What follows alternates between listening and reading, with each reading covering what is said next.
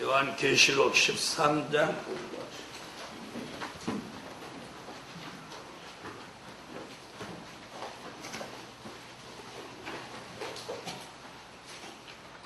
네, 어저께 이어서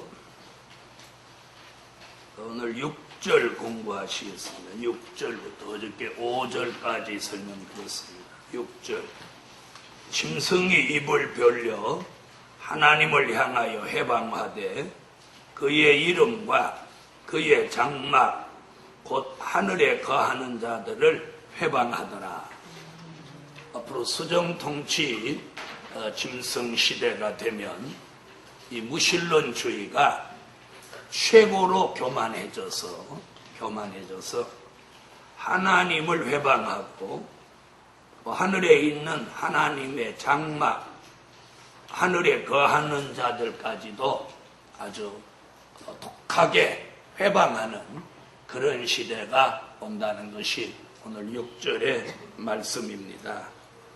그 다음 7절 권세를 받아 성도들과 싸워 이기게 되고 각 족속과 백성과 방언과 나라를 다스리는 권세를 받으니 그랬습니다. 여기서 오늘 성도들과 싸워서 이기게 된다. 이 말이 굉장히 무서운 말이죠. 무슨 얘기냐면 수정통치 안에도 결국 누가 있다는 얘기예요. 누가 있어요? 성도가 있죠. 성도가 있는데 이 사람들은 어떤 성도냐? 버림받은 사람들이에요. 버림받은 성도. 마태복음 24장 40절로 41절 같이 버림받은 성도. 찾으셨으면 읽으세요. 마태복음 24장 40절로 41절. 찾으셨으면 읽으세요.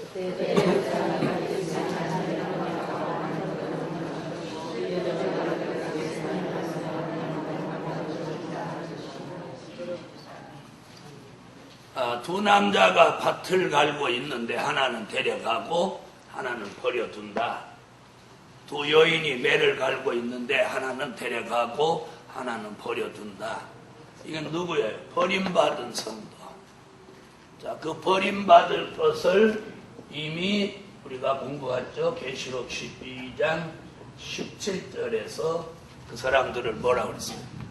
그 여자의 남은 자손. 예비처로 하나님의 역사 속에 피하지 못하고 남은 교회를 그 여자의 남은 자손, 결국은 버림받은 성도. 계시록 12장 17절 읽어주세요.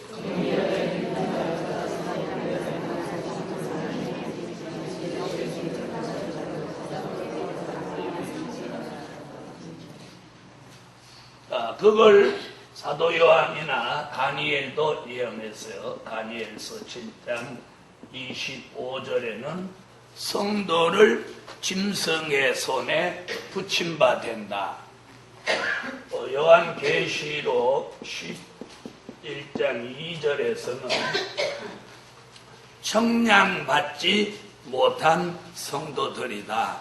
이렇게 말씀하고 있습니다. 다니엘서 7장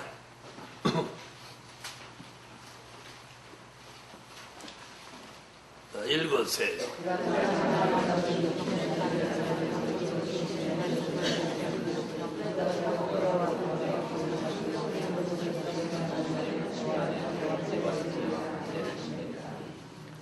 아멘.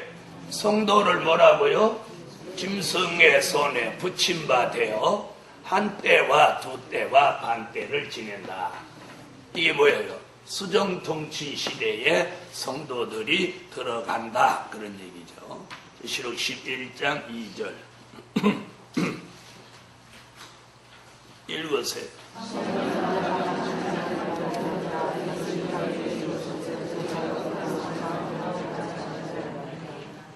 아멘. 자, 우리는 여기에 이런 것이 있다는 건 공부하되 이런 데 속하면 안 된다. 그래서 우리는 주의 재림을 맞이해서 공중으로 들림을 받아야 하고 또 그것도 여의치 않으면 어디라도 들어가기 싫지만 그래도 예비처라도 들어가야 사는 길이 열리는 거예요. 자, 성산에 와 계시니까 지금 바깥에서 무슨 일이 일어나는지 잘 모르시는 것 같아서 조금 요즘 돌아가는 걸 말씀드리면 북한은 지금으로부터 한 보름 전에 사이버 전쟁을 선포했어요. 사이버 전쟁. 사이버 전쟁이라는 말은 무슨 말이냐면 인터넷상에서 전쟁을 하는 걸 사이버 전쟁이라고 그래요. 그렇게 인터넷상에 전쟁을 선포했어요. 북한이. 그래놓고 열흘이 지난 후에 우리나라의 청와대, 국정원 각 요소를 컴퓨터로 공격을 시작했어요. 그래서 무차별 공격해 오는 그 사람들을 뭐라고 하냐면 해커라고 합니다. 해커. 제가 언젠가 성회 기간에 몇 년 전에 김정일 직접 수하에 그런 유능한 해커들이 수백 명 오랫동안 길러놨다고 했던 얘기 들으셨죠? 바로 그 부대가 드디어 움직이기 시작했어요. 여러분 놀라지 마세요. 국정원 컴퓨터를 마비시켰고 청와대 컴퓨터를 마비시키고 우리나라에서 컴퓨터 바이러스 백신을 가장 최초로 만들어내고 그 분야의 최고 권위를 가지고 있는 안철수 연구소라고 하는 그 회사를 집중적으로 공격해요. 그런데 그 회사에서 그 해커들을 무방비로 당했고 그러니까 이북에 있는 그 해커들이 우리나라에서 막 공격을 했을 때 그걸 방어하는지 안 하는지 최고의 권위가 있는 그 회사를 집중적으로 공격했는데 거기서 전혀 무방비로 당해요. 오늘 아침 신문 머리께서 보니까 지금 3일째 마비가 돼요. 그런데 놀라운 것은 그 김정일이 그 해커들이 있다는 것만 예상하지 컴퓨터 상으로 추적을 못하는데 어저께 보도에 의하면 일반 컴퓨터 2만 5천 대가 동원됐어요. 일반 컴퓨터. 그래갖고 어디서 공격을 했는지 감을 못 잡니다. 2만 5천 대가 공격을 했어요. 우리가 예상한 건 김정일이 밑에 해커가 그 직속부대가 수백 명일 거다 그랬는데 이번에 접속된 건 2만 5천 대의 일반 컴퓨터에서 해커들이 공격을 해갖고 이거 감을 못 잡니다. 이게 바로 뭔지 아십니까? 미 백악관까지 공격을 해요. 그래서 이 컴퓨터는 그런 어떤 안정장치, 보안장치, 잠금장치가 있어서 누가 내 컴퓨터에 들어오려면 내 암호를 해독해야만이 내 컴퓨터에 들어와서 정보를 알아볼 수 있는데 그걸 정보 없이 뚫고 들어오는 실력을 가진 사람들을 우리가 해커라고 합니다. 근데 대한민국이 지금 무방비로 당하고 있어요. 지금 더 무서운 건 지금 어떤 문제냐면 금융권을 공격하고. 그래서 오늘 아침 신문 보니까 국민은행이 지금 마비돼. 이게 지금 왜 그러냐? 돈을 빼가려고. 금융권에 있는 돈을 해커들이 빼가버립니다. 무슨 말인지 아세요? 자, 우리가 인터넷상으로 뱅킹이 되죠? 에? 뭐 전화상으로도 되고 인터넷으로도 돈을 빼가고 송금하고 그런단 말이에요. 해커들이 우리나라 금융권에 들어와서 자기들이 원하는 구자로 이 돈을 거액의 돈을 빼갈 수 있다. 그래서 지금 막 난리 났어, 난리. 그런데 그런 정보를 저 같은 사람도 알고 있는데 우리나라 각 기관이 전혀 거기에 대비가 없다는 거예요. 이것이 지금 뭔지 아십니까? 모의 전쟁, 컴퓨터상의 모의 전쟁을 이미 북한이 시작한 거예요. 그래서 대한민국이 그런 전산망이 마비되나 안 마비되나 한번 해커들로 하여금 이걸 걸어보니까 그냥 즉시 반응을 보여요. 바로 이건 뭘 의미하는지 이미 전쟁에 진 거예요. 이제 앞으로는 전부 장비가 전자장비예요. 그래서 컴퓨터, 인터넷 이게 마비돼 버리면 전쟁이 눈 감고 싸우는 건 안 가죠. 그걸 북한이 이미 수년 전부터 그런 유능한 해커들을 길러가지고 그 공격을 대비하고 있다가 이미 이번에 선전포고를 했어요. 사이버 전쟁 선전포고. 그리고 지금 3일째 지금 대한민국 컴퓨터 인터넷을 아주 초토화시키고 있는 거예요. 그러니까 우리나라는 지금 하나님의 역사 아니면 초토화되는 거예요. 이미 그래서 이 머리 싸움에 지금 밀리고 지고 있는 거예요. 그런데도 이북이 선뜻 전쟁을 못하는 건 미국 때문에. 미국이 개입 안 하고 이북하고 우리하고 맞짱 붙으면 걔네들 말도 일주일 안에 끝나는 거예요. 끝나는. 여러분이 이북 여자하고 붙으면 여러분 이길 자신이 있어요. 이북의 아이들은 초등학교 6학년만 돼도 한 번에 사람을 쏴죽이는 그런 훈련을 한다고. 걔네들은 12살, 13살만 돼도 총을 100발 100중으로 쏜다. 근데 우리 애들은 햄버거는 한 물고 쭈쭈 하나 빨면서 엄마야 배고파 밥 줘. 몸은 이렇게 비만이 돼가지고 배만 이렇게 쓱 나와갖고 턱걸이도 하나 못해갖고 달달달달달달 떨고 이러는 거예요. 우리 참 생각해보세요. 이거 지금 심각한 거예요. 심각한 거예요. 이북에는 지난날 김현희 같은 여자가 수십만 명이라잖아요.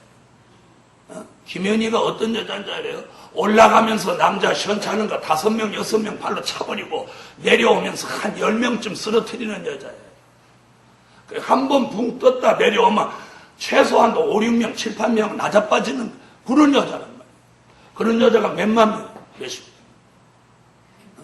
그리고 무기 손에 하나도 안 가지고 사람을 한 번에 죽일 수 있는 그런 몸 자체가 살인 무기인 그런 군인들이 30만 명, 20만 명 그렇게 된다. 그런데 우리나라 군대는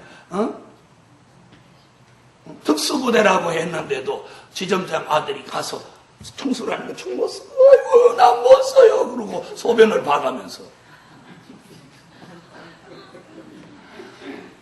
여러분 하나님의 역사가 아니면 이거 안 되는 거예요. 안 되는 거예요. 안 되는 거예요. 붙으나 마나요. 그래서 지금 자꾸 미국을 자극해가지고 이북과 미국이 뭘 지금 맺으려고 하냐면 불가침 조약을 맺으려고 하는 거예요. 한국에 전쟁이 일어나도 미국이 개입하지 마라. 우리나라 일은 우리나라끼리 하게 해다오. 이러려고 하는데 미국이 말을 안 듣는 거예요. 그런 중요한 시기에 하나님이 우리나라를 지키시려고 반기문 총장을 유엔 사무총장 자리에 탁 앉혀놓은 까불지 마. 그런 거 이렇게 보면 참 신비해 하나님. 우리나라 같은 나라가 유엔 사무총장을 한다는 거. 이걸 그 시기에 딱 이렇게 앉혀놓는 거예요. 그러니까 모든 세계 강대한 나라들이 우리나라를 무시 못하는 거예요. 여러분 이건 뭘 이번에 사이버 전쟁이 일어나는 거 이건 뭘 보여주느냐. 사명자에게 이제 민족의 환란이 임박한 것을 이제 탁 경고로 보여요. 북한에서 우리나라의 여론을 이것을 아주 이렇게 서로 맞부딪히도록 만드는 거예요. 성공한 거예요. 그거 성공했죠. 이번에 사이버 전쟁 성공했죠. 이제 남은 건 실전만 남아있는 거예요. 실전. 그럼 다음 순서가 뭐겠어요? 제가 늘 그랬죠. 걔네들 프로그램 딱 정해놓고 한다고. 자, 그동안 뭐 계속 쏘다가, 미사일 쏘다가, 이제는 대한민국을 직접으로 눈에 보이지 않는 인터넷상으로 들어와서 막 싹 공격을 하는데, 제가 가장 우려하는 건 지금 문제가 뭐냐면 금융권을 공격해서 거액의 돈을 빼가면 어떻게 되나. 그걸 빼가며 가서 그 돈으로 이제 전쟁을 일으킨다고 가정했을 때 우리나라가 아주 심각한 타격을 받지 않을까. 그게 지금 우려되는. 그러나 그것도 하나님이 허락해서 하는 거는 어쩔 수 없는 거지. 지금 그런 상태에 와 있어. 뭐 신문마다 머리 기사로 그거 나왔어. 3일째 마비. 여러분, 이것이 뭘 의미하는 거겠어요? 지금 이미 전쟁이 일어난 거예요. 이미 전쟁이 일어난 거예요. 그래서 정식으로 사이버 전쟁을 선포하고 열흘 만에 지금 치고 돌아서 3일 동안 초토화시키고 있는 거예요. 그럼 이북에서 뭐라고 하겠어요? 야, 컴퓨터는 니네가 많은지 모르지만 그걸 내 마음대로 하는 건 우리가 다 한다. 그러지 않겠어요? 네. 이것이 성경의 예언이 응하여지는 거예요. 그래서 여러분이 기도하셔도 이제 이러면서 반은 도취해가지고 그렇게 기도할 때가 아니에요. 심각한 거예요, 심각해. 네. 그래서 우리라도 정신 번쩍 차리고 기도하셔야 돼요. 기도하셔. 환란이 일어났을 때 가서 정신 차리고 기도하는 건 늦는 거예요. 늦어. 미리. 그래서 최소한도 시온의 성회에 참여하든지, 참여하지 못하더라도 하나님의 보호는 받아야지. 그래서 지금 미국으로 뛰려고 하는 거 보면 내면적으로 무슨 소문이 나고 있다는 거예요. 예수님 뭐라고 그랬어요? 난리와 난리의 소문을 듣겠으며, 그랬죠? 이번에 난리 소문을 들으면 틀림없이 일어나게 돼요. 그래서 우리가 가정을 위해서, 교회를 위해서 기도를 바싹 하실 때가 많습니다. 그렇다고 걱정하지 마세요. 안 죽을 사람은 안 죽어요. 옛날에 말이 있잖아요. 총알이 피해가더라고요. 옛날에 한참 6.25 전쟁이 일어날 때 전쟁터에서 이 총알이 소낙뼈듯이 왔대요. 소낙뼈듯이. 소낙뼈 쏟아지시 총알이 쏟아졌다는. 그래도 안 죽더래요. 안 죽더래요. 왜 그런 거예요? 총알이 안 죽을 사람 비켜가는 거죠. 비켜가는 거예요. 아, 놀랍지 않아요. 그래서 이번에 민족의 환란도 아까 살생부 제가 웃으면서 했지만 정해져 있어요. 네. 이번에 싹구는 죽게 돼 있어요. 참목자는 남아요. 그러면서 뭐가 이루어져? 세대교차 이루어져. 세대교차. 세대교차. 자, 이제 공부하십시다. 그 다음 6절에, 7절에 보니까 뭐라, 성도들과 싸워 이기게 되고, 그 얘기가 바로 그러니까 수정통치 시대에 들어간 성도는 못할 수 없다. 이 짐승 세력을 이길 수 없고 결국 누구의 통치를 다 받아? 짐승의 통치를 다 받게 된다는 거예요. 근데 그것이 6절 하반절에 보니까 뭐라고 그랬느냐면 7절 하반절에 각 족속과 백성과 방언과 나라를 다스리는 권세를 받으니 그랬어요. 자, 그럼 이게 뭐예요? 짐승이 어떻게 하는 거예요? 전 세계를 장악한다는 거예요. 전 세계 장악. 그러니까 무슨 세계를 만들어? 짐승의 세계를 만들고 마는 거예요. 자, 그 말씀을 계시록 17장 17절을 참고하면 그 답이 나옵니다. 17장 17절.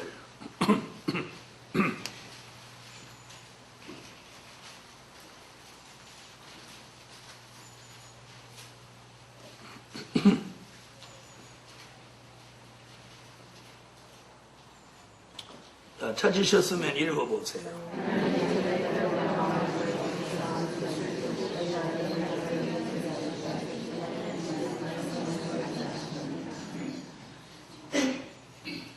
자, 뭐라고 그랬어요? 자, 뭐라고 그랬죠?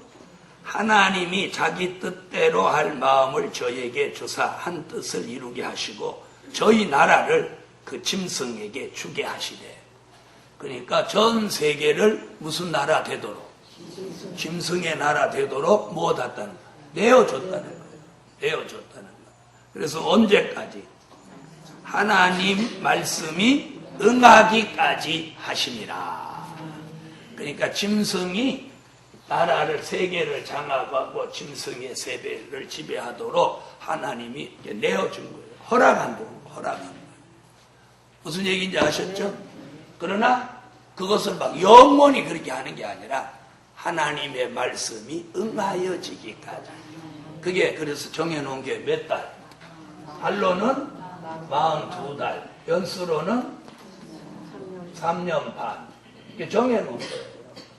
그러니까 짐승이 세계를 지배하고 주관하고 다스리는 기간은 이렇게 정해놨어요. 이게 정한 때예요. 이게 성경의 예언이에요. 자, 다시 13절 오세요. 이번에는 8절. 13장 8절이에요.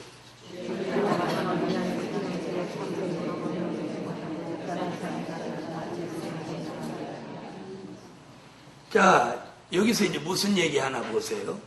죽임을 당한 어린 양의 생명책에 창세 이후로 농명되지 못하고 이 땅에 사는 자들은 다 짐승에게 경배하더라. 그럼 여기 주목해 보세요. 자, 그럼 이 사람들, 어디 들어간 이 사람들? 수정통치 시대에 들어간 이 성도들은, 자, 그럼 어떤 사람들이에요?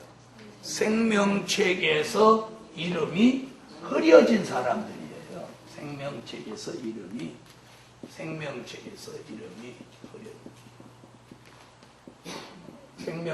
이름이 흐려진 사람들. 자, 그럼 들어보세요.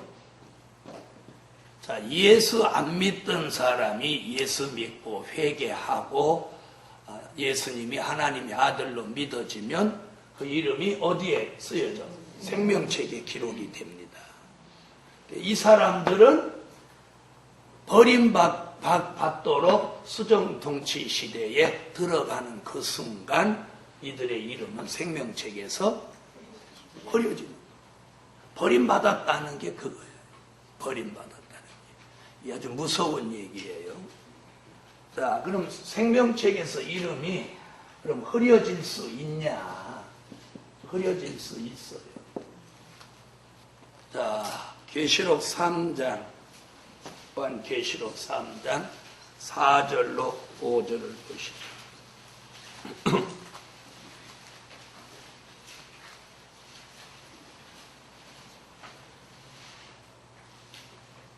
자, 찾으셨으면 읽으세요.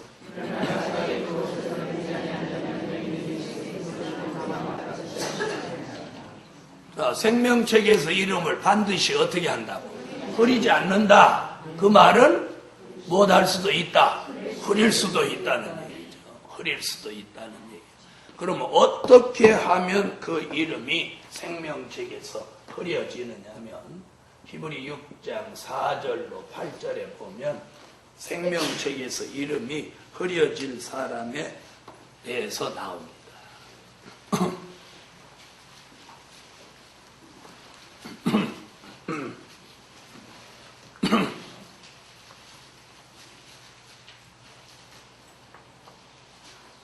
자, 찾으셨으면 읽어주세요.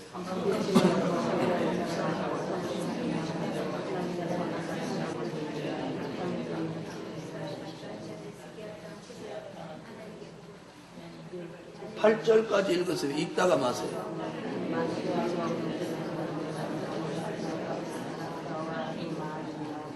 자, 내용이 뭐냐면 예수 믿고 하늘의 은사를 맛보고 하늘의 비침을 얻고 그런 사람, 회개를 거친 사람이 예수를 버리고 다시 타락하면 그 사람은 다시 못할 수 없대요. 회개케 할 수 없다는 거예요. 그런 사람은 예수님을 십자가에 몇 번? 2번 못 박은 자라는 거예요. 그래서 그런 사람의 최후의 마지막은 뭐가 된다? 불사름이 된다. 사람. 그래서 우리가 예수 믿고 하늘의 은사를 맛보고 신령한 은혜를 체험한 사람은 타락하면 끝장나는 거예요. 끝장나는 거예요. 그러니까 저나 여러분이 타락하지 않도록 조심해야 돼요. 네. 그러면 결국 이런 사람도 못할 수 있다는 거예요. 타락할 수 있다는 거예요. 타락할 수 있다.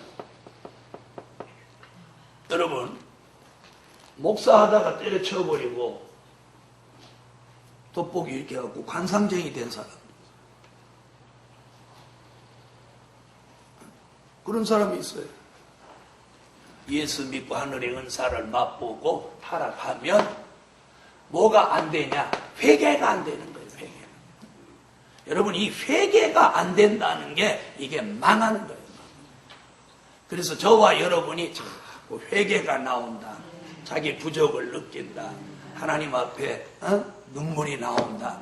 이건 굉장히 좋은 거예요. 무슨 책에서 이름 안 흐려지는 칭찬. 안 흐려지는.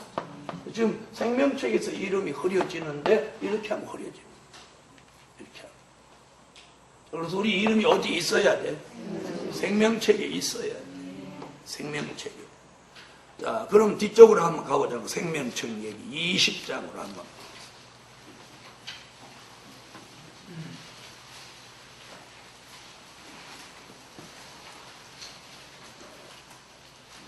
생명책 얘기가 어디 나오냐면 20장 12절에 나와요. 20장 12절. 자, 읽어보세요. 자, 우리 생명책 얘기 나오죠? 자, 그 다음에 15절에 또 생명책 얘기 나와요. 자, 15절 읽으세요. 생명책에 이름이 없으면 어디 들어간다는 거예요? 불못에 들어간다는 거예요. 그 다음에 21장 27절에서 생명책 얘기 나와요. 21장 27절. 내세의 축복은 못 받는 거예요. 그러면 이 사람들은 지금 계시록 13장 8절에서 생명책에 이름이 있는 사람이 없는 사람. 있는 사람이 없는 사람. 13장 8절로 다시 와보겠습니다. 자, 여기 보니까 창세 이후로 농명되지 못하고 이 땅에 사는 자들은 다 짐승에게 경배하리라. 그래서 수정통치 들어간 이 사람들은 전부 짐승과 우상에게 경배한다는 거예요. 그게 무엇 없다는 증거예요?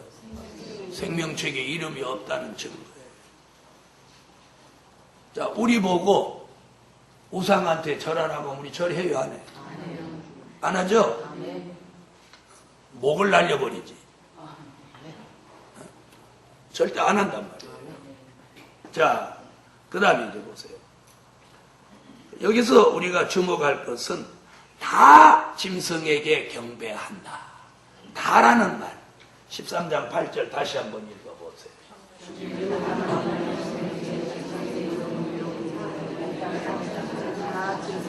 자, 여기서 다라는 영어가 어디를 내다본 얘기냐면 15절을 보세요. 저가 권세를 받아 그 짐승의 우상에게 생기를 주어 그 짐승의 우상으로 말하게 하고 또 짐승의 우상에게 경배하지 아니하는 자는 몇이든지 다 죽이게 하더라. 그럼 수정통치 시대에 들어가서는 경배하지 않으면 다 죽인단 말이에요. 이게 뭐예요? 그 시대의 법이에요. 그런데 8절에 뭐라고 그랬어요? 다 경배하리라 그랬죠? 그랬죠? 그러면 수정통치 시대에는 경배 안 하는 사람이 나와요, 안 나와요? 안 나온다. 안 나온다는 얘기는 뭐예요? 그것 때문에 죽는 사람 없다, 이런 얘기예요. 무슨 얘기인지 아시겠죠? 자, 이래서 여기 남아있는 버림받은 성도는 전부 짐승에게 경배하게 되니 생명책에서 이름이 흐려졌기 때문이에요. 그렇다면 생명책에 이름이 있는 사람은 결코 여기 떨어지게 두지 않는다는 거예요. 그래서 그 사람들을 여기 들어가지 않게 하기 위하여 하나님이 준비한 게 뭐예요? 예비처. 예비처로 들어가요. 예비처. 자, 이런 것을 오늘날 교회가 이제 아느냐, 모르느냐, 그게 중요해요. 그럼 천주교는 알까요, 모를까요? 천주교는 더더욱 모르죠. 더더욱 모르죠. 몰라요, 거기는. 그리고 천주교회는 일반 성도가 이 성경책을 보는 걸 금해놨어요. 별로 안 봐요. 천주교인들이 무슨 성경 갖고 다니는 사람 어디 있어요? 성경 안 갖고 다녀요. 성경을 보지도 않고. 근데 미사하는데 성경 안 봐요. 그러니까 알 수가 없죠. 자, 그럼 은혜시대 교회는 맨날 복음서나 바울서신만 뒤적거리고 있으니 어디서 알 수가 있어요? 그래서 저와 여러분이 이 시대에 사명이 큰 거예요. 아멘. 이런 말씀을 전해줘야 될 막중한 사명이 저와 여러분에게 있는 거예요. 아멘. 있는 거예요. 자, 그 다음 보세요. 그 다음에 이제 9절.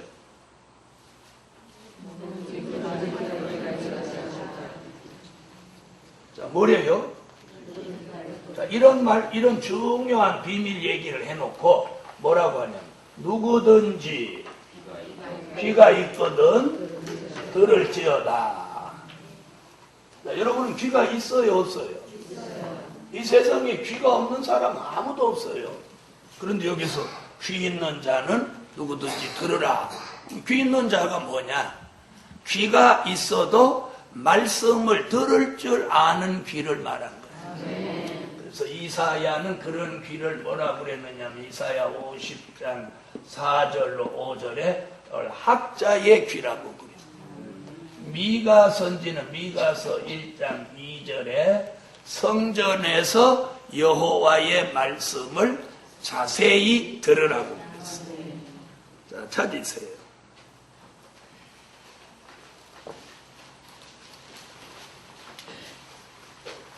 미가서 1장 2절, 이사야 50장 4절로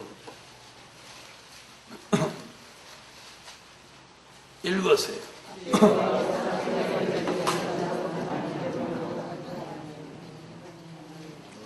아멘.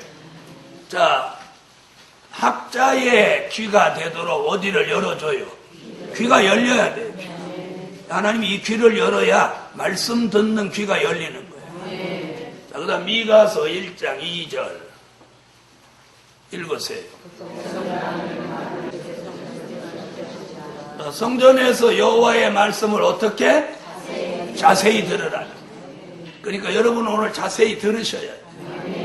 자, 그러면서 귀 얘기를 사도 요한은 몇 번 하느냐면 요한계시록 2장과 3장에서 귀 있는 자 몇 번?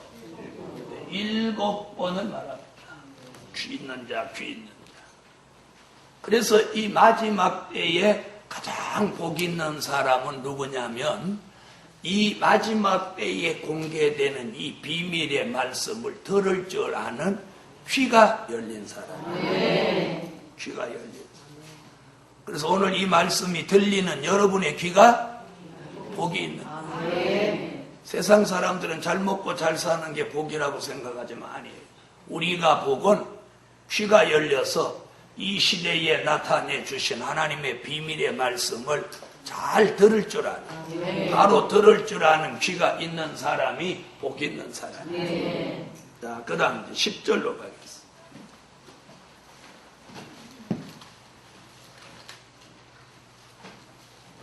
10절 다시 본문 계시록 13장 10절 읽으세요.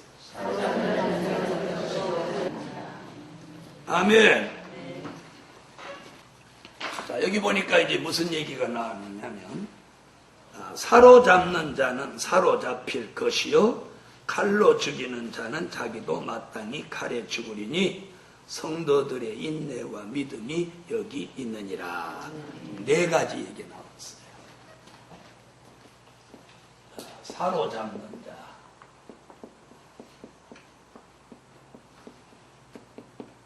사로잡는 자, 또 칼로 죽이는 자,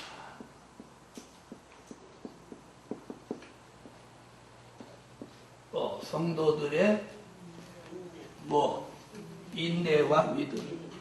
이런 미래를 내다보고 성도는 뭐가 있어야 됩니다. 인내와 믿음이 있어야 된다. 자, 여기서 사로잡는다는 뜻은 무슨 말이냐면, 사람을 칼로 죽이는 게 아니고 반대로 살아있는데 그 사람을 이렇게 사로잡는다. 그럼 이게 무슨 말이냐면 귀신의 영에 사로잡히는 걸 말해요. 귀신의 영. 자, 이런 사람이 있죠. 그 사람만 만나면 힘을 못 쓰고 그 사람 하라는 대로 하는 사람. 그런 사람 봤어요, 안 봤어요? 못 보셨어요? 그게 바로 그 사람한테 뭐 잡힌 거예요? 사로잡힌 거예요. 다시 말하면 이 계시록 13장에서 거짓 선지자가 뭘 해요? 귀신의 영을 넣어가지고 사람들을 미혹하여 사로잡는 거예요. 귀신의 영으로 뭐 돼가지고 미혹하여 이걸 사로잡는 거예요. 사로잡는다.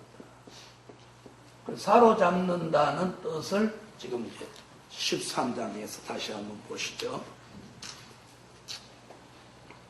자, 13절부터 보겠습니다.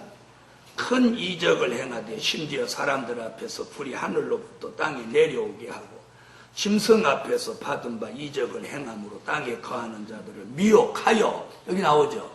미혹하여 땅에 거하는 자들에게 이르기를 칼에 상하였다 살아난 짐승을 위하여 우상을 만들라 하더라.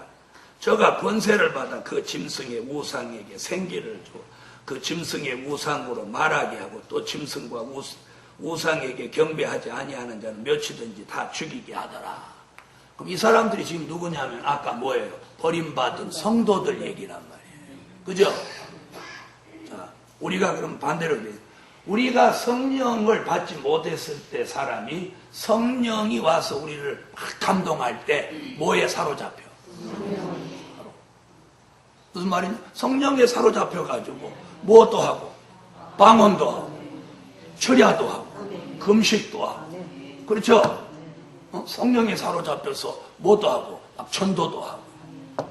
그래서 전에는 누구 앞에 가서 말도 한마디 못하던 사람이 성령에 사로잡혀서 막 성령이 막 역사하시니까 성령에 사로잡혀서 막 나가서 전철에 가서 회개하라고 막 그러는. 부끄러운지도 모르고. 그렇죠? 그게 뭐예요? 그건 성령에 사로잡힌 거예요. 여기는 귀신의 영과 미혹에 사로잡힌 거예요. 누구한테 사로잡힌 거예요? 거짓 선지. 거짓 선지. 그래서 심지어 뭐 받게 하는 거야? 궁극적으로 짐승표 받게 하는 거야. 자, 정상적인 사람 같으면 우상에게다가 절하라면 절하겠어요? 안 하겠어요? 안 하죠? 그런데 뭐에 사로잡히니까? 귀신의 영과 미혹에 사로잡혀서 거짓 선지에게 사로잡히니까 어떻게 해요? 절하고 우상을 섬기는 거예요. 그래서 이 사로잡은 거짓 선지도 사로잡는다는 게 산채로 잡는다는 말이에요. 계시록 19장 19절로 20절.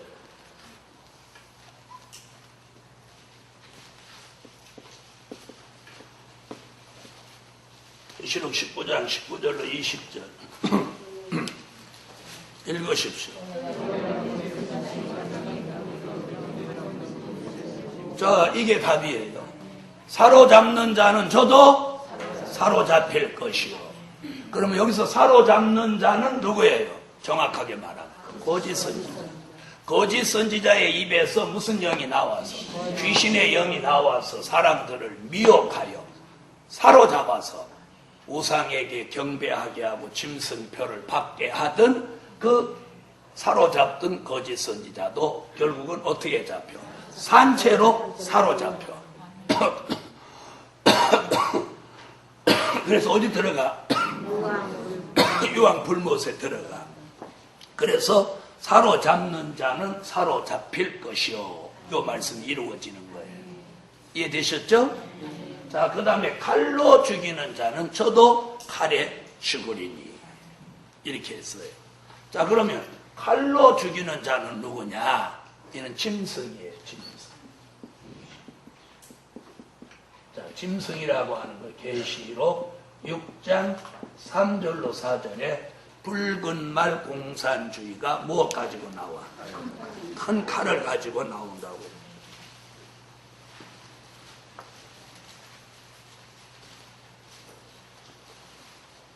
찾으세요.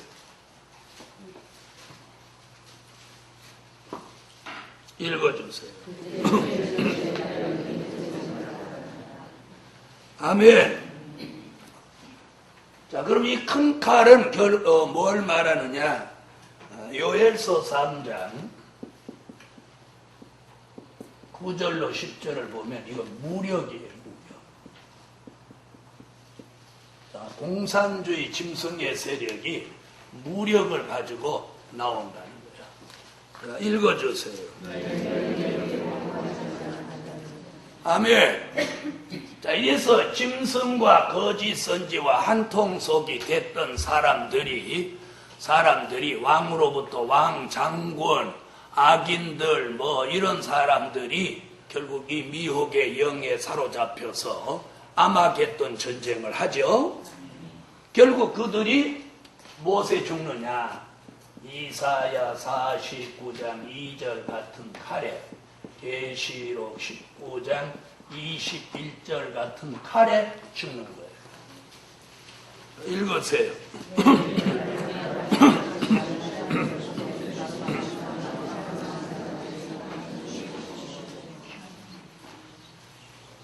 아멘.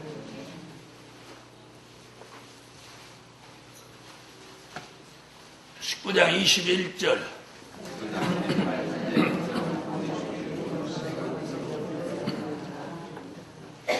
자, 이래서 칼로 죽이는 자는 자기도 마땅히 칼에 죽는다. 자, 이것이 무슨 뜻이냐면 하나님의 공의가 시행되는 거예요. 이런 미래를 내다보고 성도들은 뭘 가지라는 거예요? 인내와 뭘 가져라? 믿음을 가져라. 오늘 인내와 믿음을 가져야 됩니다. 아멘. 자, 그럼 여기서 말하는 인내는 어떤 인내냐면 야고보서 1장 2절로 4절 같은 인내예요.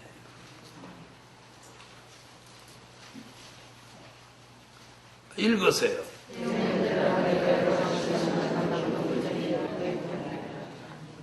자, 무슨 인내예요? 무슨 인내? 네, 믿음의 시련을 통해서 창출된 인내. 그래서 우리가 믿음의 시련을 이렇게 많이 겪으면 거기서 뭐가 나와요? 인내가 나온다는 거예요. 아멘. 자, 그 다음에 요한계시록 3장 10절 같은 인내예요.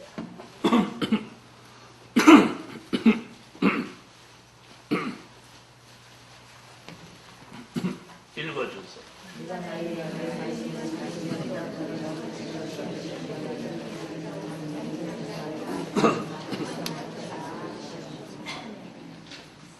아멘. 자, 무슨 인내? 말씀 지키는 인내. 그 다음에 야고보서 5장 11절 같이 욥 같은 인내. 그래서 이 마지막 때는 우리가 이런 인내가 필요해요. 인내.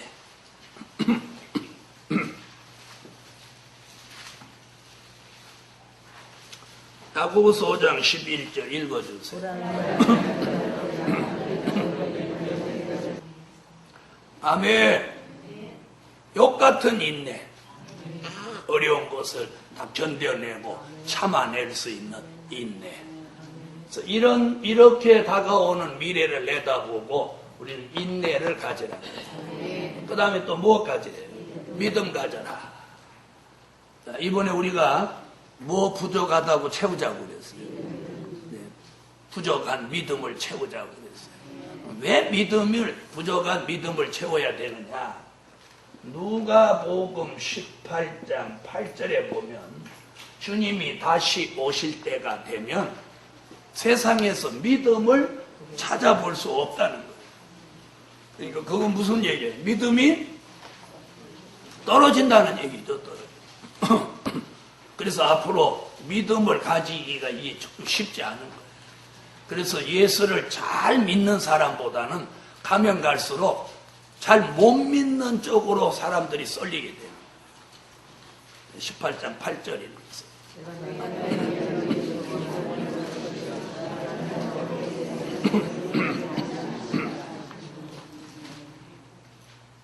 세상에서 뭘 보겠느냐? 믿음을 보겠느냐. 자, 이렇게 어려운 시대에 믿음을 가지기에는 어려운 시대예요. 어려운 시대. 참 잘 들어보세요. 믿음은 잘 믿으려고 하면 끝이 없어요. 네, 잘 믿으면. 그래서 통계에 의하면 지난 수십 년 동안 기독교인이 천주교로 가는 경우들이 많았어요. 왜 그러냐? 거기 가면 뭐 믿는 거라고 할 거 없어요. 자, 기독교에서는 신앙을 바로 가지면 주의를 제대로 지켜라. 이렇게 하죠. 11조 제대로 드려라. 철야기도 나와라. 새벽기도 나와라. 그러는데 천주교에서는 그런 거 해요? 안 해요? 안 하죠. 새벽기도 안 합니다. 그 다음에 술 마셔도 돼요? 안 돼요? 되죠. 담배 태워도 되죠. 제사 지내고 다 하는 거예요. 이건 믿음이 아니에요. 그 비판하려고 하는 게 우리가 알고 믿어요. 무슨 얘기인지 아세요? 믿음은 믿음의 기준이 있어요. 그게 뭐냐면 성경대로 해야 돼요. 성경대로. 지금 그 믿음 얘기하는 거예요. 세상에서 믿음. 그래서 사람들이 자꾸 편해지려고 하는 거예요.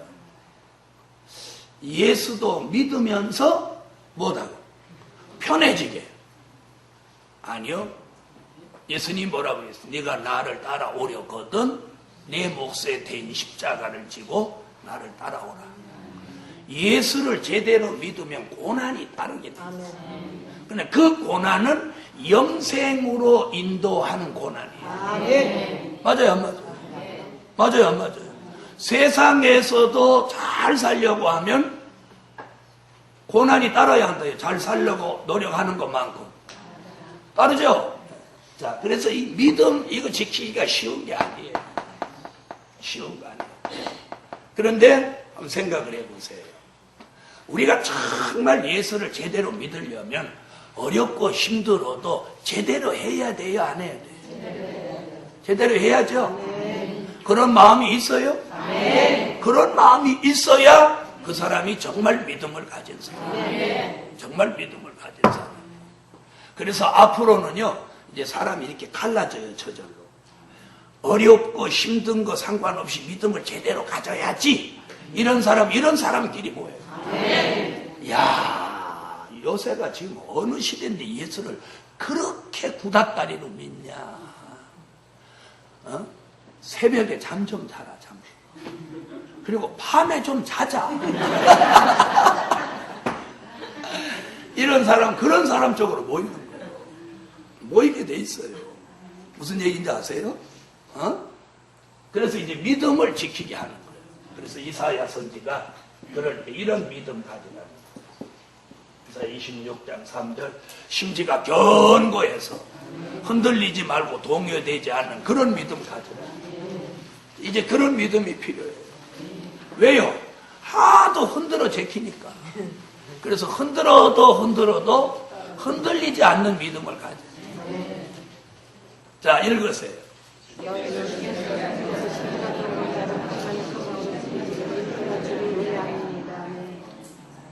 심지가 견고한 신앙. 믿음의 뿌리가 깊이 내려서 흔들어도 안 흔들려. 막 누가 동요시켜도 끔찍 안 해요. 이런 믿음이다. 여러분, 제가 지난 10수년 동안 146차까지 왔는데, 이 동산에 제가 탁 들어오면 누가 밥 사준다, 어디 하자 그래도 안 나갔어요.